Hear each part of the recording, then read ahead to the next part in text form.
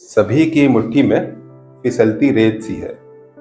हर गुजरता हुआ लम्हा गुजरती जिंदगी है।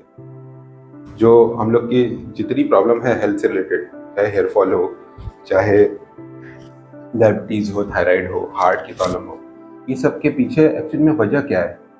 ये जो सेल्स हैं हमारी, वो जो काम करती हैं, वो काम करने के बाद उसमें कुछ एरर्स डिपॉजिट होते जाते हैं, और उन एरर्स के डिपॉजिट होने के बाद एक समय आता है कि वो सेल अपना फंक्शन बंद कर देती है। फिर ऑर्गन सिस्टम्स खराब होने लगते हैं, और फिर एक समय ऐसा आता है कि इंसान खत्म हो जाता है।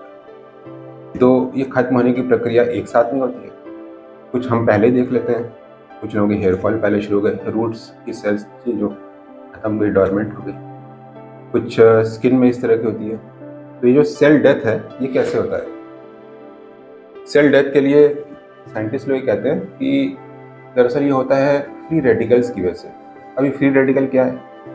हर सेल को अपना मेटाबॉलिक प्रोसेस करने के लिए ऑक्सीजन की ज़रूरत होती है। ऑक्सीजन का फॉर्मूला होता है O2। जब ये यूटिलाइज होती है तो एक O- single oxygen molecule generate होता है। ये जो सिंगल ऑक्सीजन मॉलिक्यूल जनरेट होता है मेटाबॉलिक प्रोसेस में, ये अंदर के जो DNA और दूसरे सेल मेम्ब्रेन है उनको डैमेज करता है। इसको बोलते हैं फ्री रेडिकल डैमेज। तो हर सेल को मेटाबॉलिक प्रोसेस के लिए चाहिए होती है ऑक्सीजन, और ऑक्सीजन यूज होती है तो एक सिंगल ऑक्सीजन मॉलिक्यूल जनरेट होता है, और ये ऑक्सीजन जो है मॉलिक्यूल फ्री रेडिकल कहलाता है। ये सेल मेम्ब्रेन को, DNA को और दूसरे एंजाइम्स को डैमेज करता है, और ये डैमेज धीरे धीरे एक्यूमुलेट होता है। कुछ तो डैमेज रिपेयर भी होता है, कुछ एक्यूमुलेट होता है, फिर एक समय के बाद सेल काम करना बंद कर देता है। तो एक समय के बाद पूरे बॉडी सिस्टम धीरे धीरे डाउन होते चले जाते हैं, और फिर इंसान खत्म हो जाता है।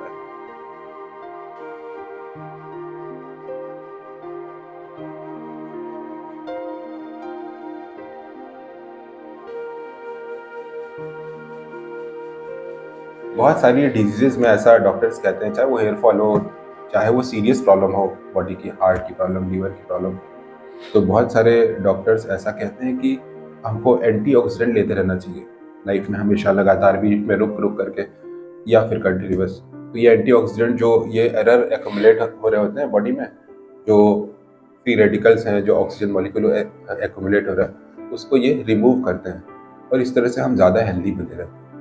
तो आपको कोई भी स्किन की प्रॉब्लम हो, हेयर की प्रॉब्लम हो, या इंटरनल प्रॉब्लम हो, एंटीऑक्सीडेंट लेते रहिए।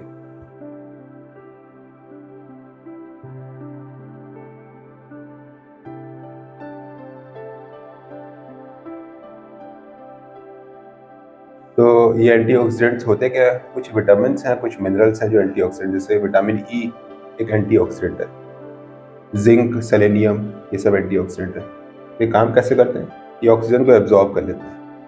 तो ज़्यादा मात्रा में विटामिन ई, सेलेनियम, जिंक अगर सेल्स में रहेगा तो जो फ्री रेडिकल जनरेट हो रहे हैं इनको ये एब्जॉर्ब कर लेगा, और इस तरह से बाकी इधर उधर डैमेज नहीं होने पाएगा। जो विटिलिगो होता है उसमें भी ऐसा कहते हैं, 3 थ्योरीज हैं, उनमें से एक थ्योरी है फ्री रेडिकल थ्योरी, यानी फ्री रेडिकल की वजह से विटिलिगो होता है। तो अगर आपको सफ़ेद वाली प्रॉब्लम है, सफ़ेद निशान की, तो आपको एंटीऑक्सीडेंट ज़्यादा लेना चाहिए, रेगुलर लेते रहना चाहिए, तो आपकी डिजीज़ जो है वो रुकी रहेगी, बढ़ेगी नहीं। जब रोशनी कम रहती है, बादल रहते हैं, अंदर ट्यूबलाइट जल रही थी, तो मक्खियाँ आती है, और जब पेशेंट ना हो तो लिटरली मक्खी ही मार रहे होते हैं।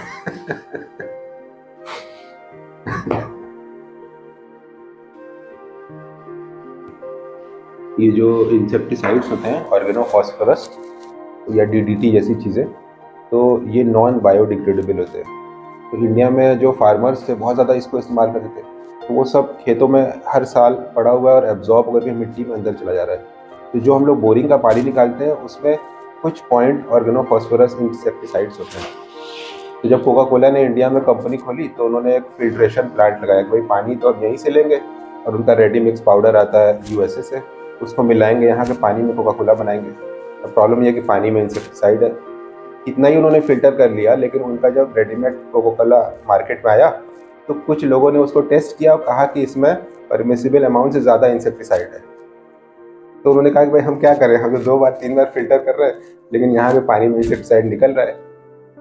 फिर बाद में मामला सॉर्ट आउट हुआ, उन्होंने और नई टेक्नोलॉजी लगाई कि नहीं, हम पानी को और फिल्टर करेंगे।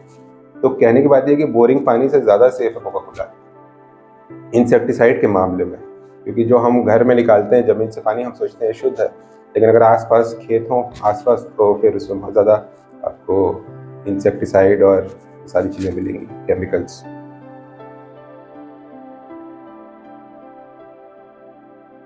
विटामिन B7 होता है हेयर के लिए, और ये 2 तरीके से बनता है, या तो इसको लैब में बना लिया जाए सिंथेटिक B7, या फिर इसको नेचुरल सोर्सेज से लिया जाए।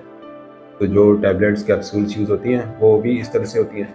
तो हम लोग जो B7 यूज़ करते हैं वो नेचुरल सोर्सेज से बनाया गया हुआ होता है, जैसे कि H2 है। लेकिन जो मार्केट में मिलते हैं बहुत सारे, ये सिंथेटिकली बनाए थे, और सिंथेटिक रॉ मटेरियल जिससे कि B7 बनता है बायोटिन, वो है क्रूड ऑयल। क्रूड ऑयल को प्रोसेसिंग करके उससे इसका जो साइक्लिकल रिंग्स होते हैं बायोटिन के, वो बनते हैं। तो हमेशा नेचुरल सोर्स वाला बायोटिन खाना चाहिए। हाँ भैया डॉक्टर तलक क्या फोन लगा है? हाँ बताइए। भैया दिखाना था हमें डॉक्टर साहब को, तो आज है? हाँ दिखा दीजिए सर, हैं 1 बजे तक रहेंगे। कहाँ रहते हैं आप? बक्सर में। यूट्यूब वीडियो देख के पता चला? हाँ जी सर। लेकिन आपकी रिपोर्ट गड़बड़ निकली है। इस रोग में बाल की जड़ें सब सूख जाती हैं, तो आपका कुछ हिस्सा जो बहुत पुराना है सब सूख चुका है, उसमें आएगा नहीं। लेकिन उसका दूसरा उपाय होता है, बताएंगे आपको।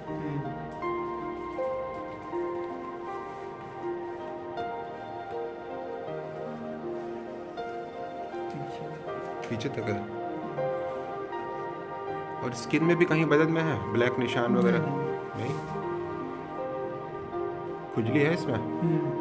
खुजली का मतलब अभी रोग एक्टिव है आपका, बढ़ने की स्टेज में।